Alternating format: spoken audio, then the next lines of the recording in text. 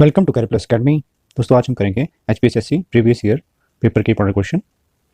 दोस्तों, वीडियो को like share और सब्सक्राइब करना ना भूलें। स्टार्ट करते हैं आज का पहला क्वेश्चन। कौन क्रांतिकारी कारागार में 64 दिनों के उपवास के पश्चात शहीद हुआ था? ऑप्शन है जतिन दास, ML धोगड़ा, राम प्रसाद बिस्मिल्ला, इनमें से कोई नहीं। तो इसका राइट आंसर है हमारा ऑप्शन ए, जतिन दास। नेक्स्ट क्वेश्चन करते हैं। रानी कैदिन लिव एक निडर स्वतंत्र सेनानी थी जो तत्कालीन ब्रिटिश इंडिया के किस भाग से संबंधित थी? ऑप्शन है असम, मणिपुर, इलाहाबाद, इनमें से कोई नहीं। तो इसका राइट आंसर है हमारा option B, Manipur. Next question करते हैं। राज्यसभा के सदस्यगण, ऑप्शन है अधिकांश मनोनीत होते हैं, प्रत्यक्ष निर्वाचित होते हैं, परोक्ष निर्वाचित होते हैं, इनमें से कोई नहीं। तो इसका राइट आंसर होगा हमारा ऑप्शन सी, परोक्ष निर्वाचित होते हैं। और जानते हैं क्या हो रहा है।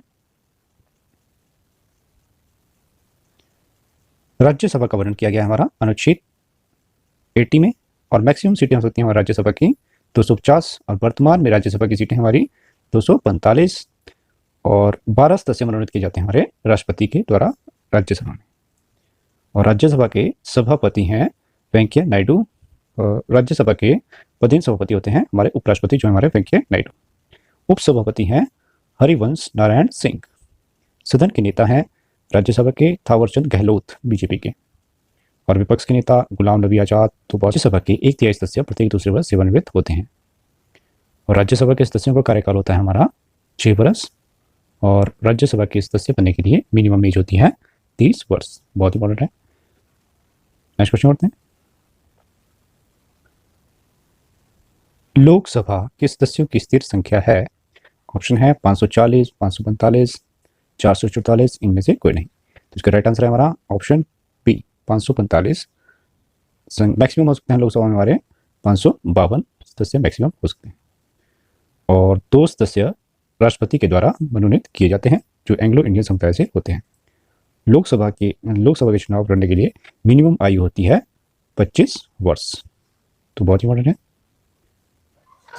नेक्स्ट क्वेश्चन करते हैं।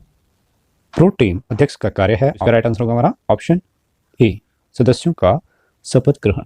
और जो प्रोटेम अध्यक्ष होते हैं नियुक्त किए जाते हैं राष्ट्रपति के द्वारा। नेक्स्ट क्वेश्चन करते हैं। शून्यकाल क्या है? जब एक मौद्रिक विधेयक लोकसभा में रखा गया हो, प्रातःकालीन सत्र तथा अपराह्न सत्र के मध्यांतराल, जब अति महत्व के विषय उठाए गए हों, इनमें से कोई नहीं। तो इसका राइट आंसर है हमारा ऑप्शन सी, जब अति महत्व के विषय उठाए गए हो। और जान लेते हैं इसके बारे में। 0 के बाद हमारा 0 आवर इनके शून्यकाल होता है, और इसका समय 12 बजे से लेके 1 बजे तक होता है, लगभग 1 घंटे का होता है हमारा। और दोपहर 12 बजे से आरंभ होने के कारण इसे शून्यकाल कहा जाता है। लोक लेखा समिति अपना प्रतिवेदन किसे सौंपती है? ऑप्शन है संघ वित्त मंत्री, राज्यसभा के अध्यक्ष, लोकसभा के अध्यक्ष, भारत के राष्ट्रपति।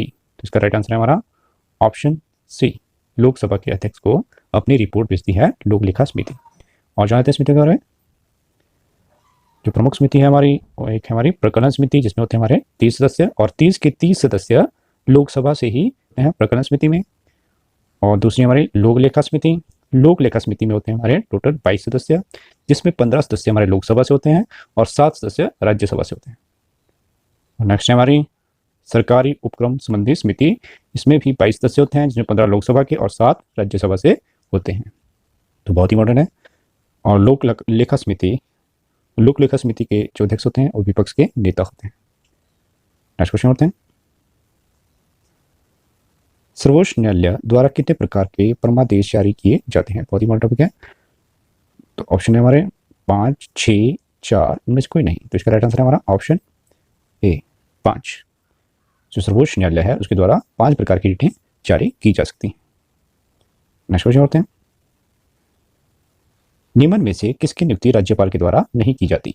ऑप्शन है महाअधिवक्ता, मुख्यमंत्री, राज्य लोक सेवा आयोग के सदस्य, उच्च न्यायालय के न्यायाधीश। तो इसका राइट आंसर होगा हमारा ऑप्शन डी, उच्च न्यायालय के न्यायाधीशों की नियुक्ति राज्यपाल के द्वारा नहीं की जाती, और उच्च न्यायालय के न्यायाधीशों की नियुक्ति की जाती है राष्ट्रपति के द्वारा। Next question. राज्यपाल का वेतन किस प्रकार से लिया जाता है? ऑप्शन है राज्यों की आकस्मिक निधि, भारत की समेकित निधि, भारत की आकस्मिक निधि, राज्यों की समेकित निधि। तो ये किया जाता है हमारा ऑप्शन, इसका राइट आंसर हमारा ऑप्शन डी, राज्यों की समेकित निधि। द कंसोलिडेटरी फंड ऑफ स्टेट से दिया जाता है राज्यपाल का वेतन।